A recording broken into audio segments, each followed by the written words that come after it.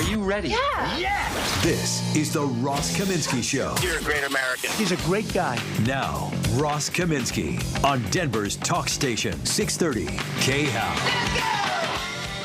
Well, good morning. I think we've made it this far, quite a week.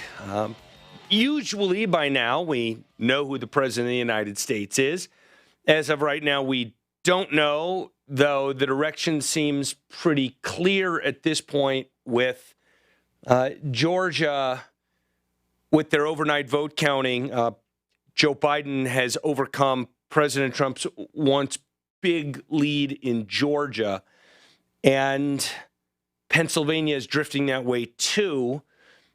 Arizona and Nevada are still counting. But if Georgia stays blue at this point, it's hard to see any path for the president, especially as it looks at least a little bit likely that he may end up losing Pennsylvania as well. So I think the betting odds right now are right when they put President Trump somewhere in the 10, 12, 14% area of winning re-election. It's a strange thing. I was thinking about this. I was thinking about this morning, and I had my Bad Analogy Club hat on. And you recall there were several times that President Trump said on the campaign trail in recent weeks, he said there's a big, beautiful red wave coming. And I know that, so there's two things I want to say. First, almost all the focus by most people is on the presidential election. So that's one thing. And when you see the presidential election and it looks like President Trump will probably lose and Joe Biden will probably end up, at this point, there's a decent chance that he might end up with exactly the same number of electoral votes that Donald Trump got in 2016, actually. It's possible. And that would really piss me off, because if Georgia flips blue, it means I'm going to lose my bet to Dan Kaplis, which was whether either candidate would get over 300 electoral votes. I said no, and he said yes, and it looks like it might get just over 300. Anyway, if you were only watching the presidential race, or if you live in Colorado, you would be forgiven for thinking that this was a bad year for Republicans. But really, if you look at what went on in this election, again, outside of Colorado, Colorado is in just a terrible, terrible state right now. Double entendre intended. If you look at the rest of the country, Trump was not really wrong about a red wave, especially to imagine a situation where perhaps so first of all, incumbent presidents don't lose very often. Okay? George H.W. Bush lost, Jimmy Carter lost, but it's really rare, it's quite rare for an incumbent president to lose. But you would think that if an incumbent president were to lose, that the other person who won, who you would think would have some kind of momentum, oh, look, I took down an incumbent president, I'm a giant killer. You would think that that person, who in this case is Joe Biden, nobody's version of a giant killer, you would think that that person would have some coattails and drag a lot of Democrats along to victory with him. But it didn't happen. Now, again, I know the vast majority of folks listening to the show are in Colorado. And I know that Colorado doesn't feel that way and hasn't felt that way for some time. And we've talked about it on the show with this range of reasons, but fundamentally demographic reasons. People moving here from other states, not just in the past few years, but over a couple of decades. And a trend that was accelerated by Colorado being for a little while the only and then one of the only states to have legalized marijuana. That brought along a whole bunch of other people who are also not likely to vote Republican, at least not unless you put up someone who is a fairly libertarian version of Republican, and those people do certainly exist. So Colorado's a different thing, but you look around the country and remember the betting odds had, and just punditry in general, separate from betting odds, had Democrats picking up at least 10 seats in the House of Representatives. And at last count, I'm going to go over to realclearpolitics.com and see what they have right now. But at last count, I had the Republicans picking up 11. And there are still some seats to be decided where Republicans could pick up more. And I get, in a way, this is just another example of polling error, which this time, even if Biden wins, as pollsters largely predicted, there was still massive polling error. I mean, massive. I mean, there were a bunch of polls showing Biden with a national vote lead of 8 or 10 or 12%, something like that. And instead, it looks like Biden's going to probably win. Again, we don't have a national popular vote, but Biden will probably win that hypothetical concept by maybe 2%. And then a bunch of states where the polls were similar, 8%, 9%, 10%, 12% may end up being 1%. And I know that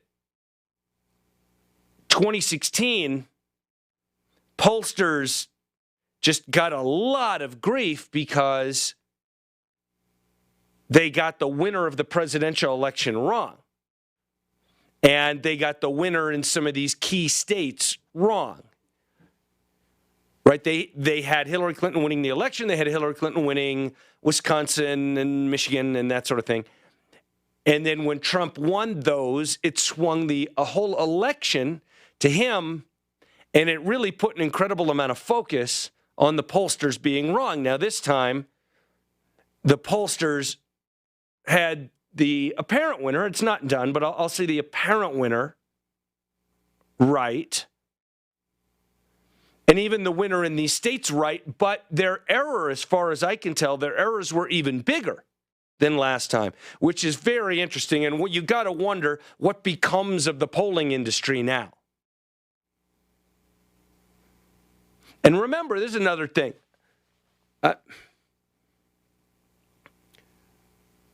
Big polling groups spent the last 4 years trying to understand how to modify their models and their math to be as accurate as possible. Let me say just two broad things about polling.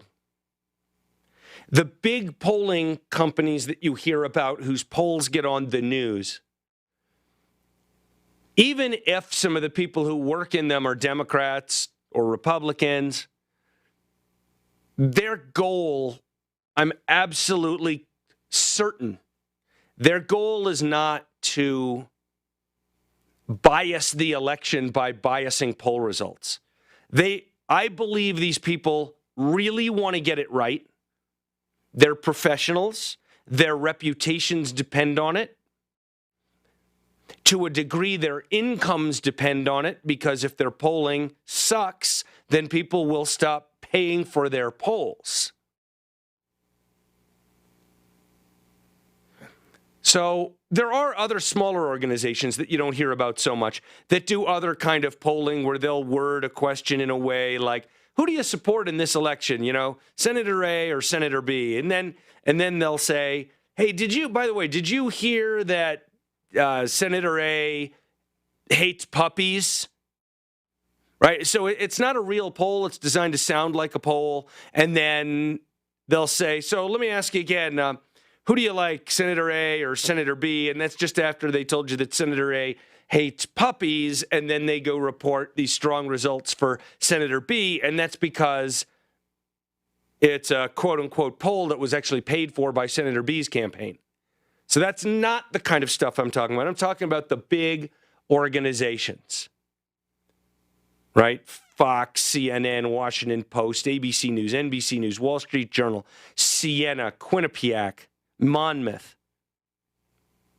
There's some others. They really do want to get it right. But I think this is worth talking about a little bit here. I think a lot of folks don't quite understand how polling works. And I'm not going to hold myself out as an expert, but I understand the basics. And one of the things that makes it clear to me from time to time that some folks don't quite understand how it works is when I get emails from listeners saying, I don't trust polls because I've never been polled. I've never been called by one of these groups and asked my opinion. And there's a good reason for that.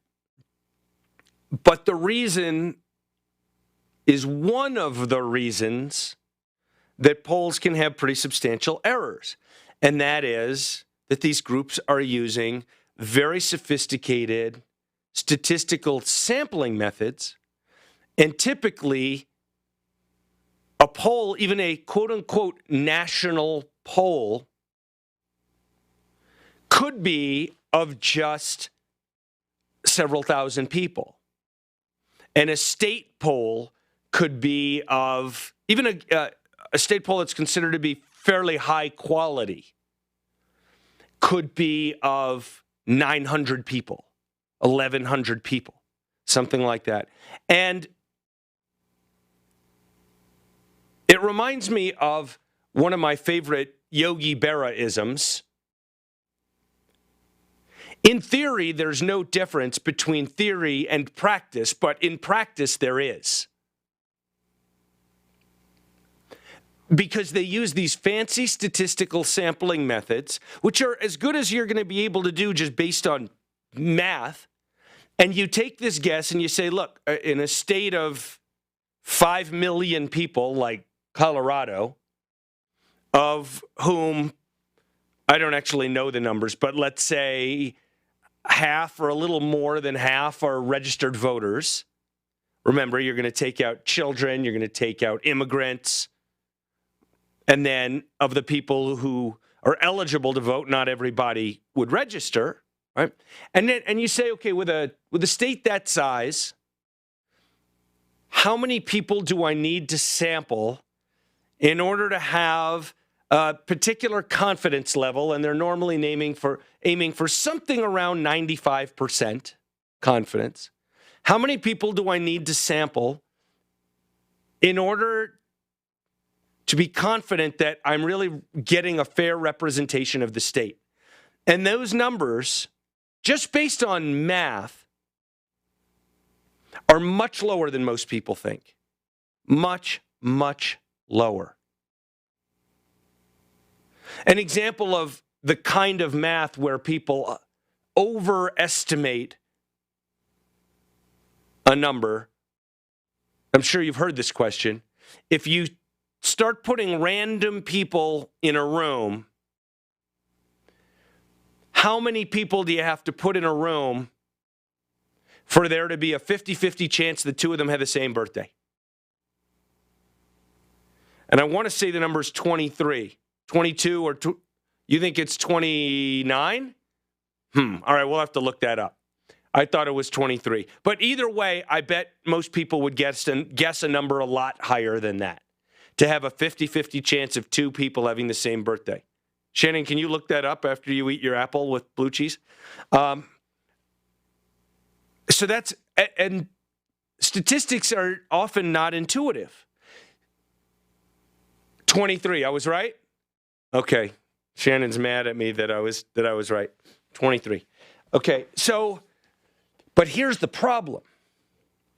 once you take your sample, whether it's 800 people in Colorado or 4,000 people across the United States or 10,000. I think Gallup does something around 10,000. Gallup is huge, but a 10,000 person poll and a bunch of 1,000 people polls in your state, what are the odds that you're going to get polled? Very, very low. It doesn't mean anything if you haven't been polled. It doesn't mean the polls aren't valid. But the problem is that once they get that 1,000-person sample in your state, and that would be a pretty big one in your state, they then have to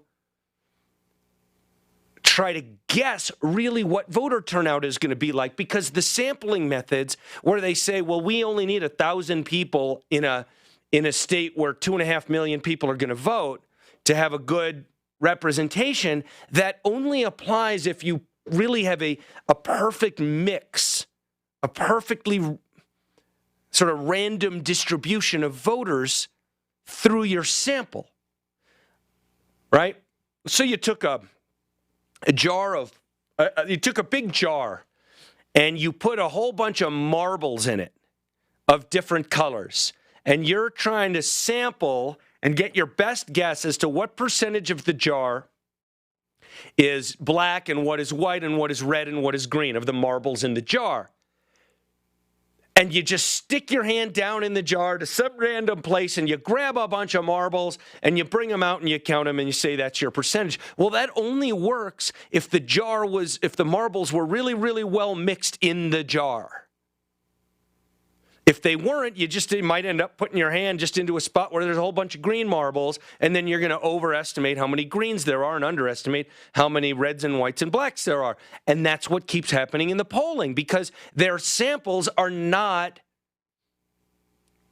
random, and the mathematical methods that they're applying after the samples to try to correct for what they think their errors are didn't and don't correct properly, and so they are constantly misunderestimating the number of green marbles. And until they figure that out, polling's worthless. All right, we'll be right back on the Ross Kaminsky Show. This is Denver's Talk Station with Ross Kaminsky now. Tom Martino at 10, 630 KHOW, Denver.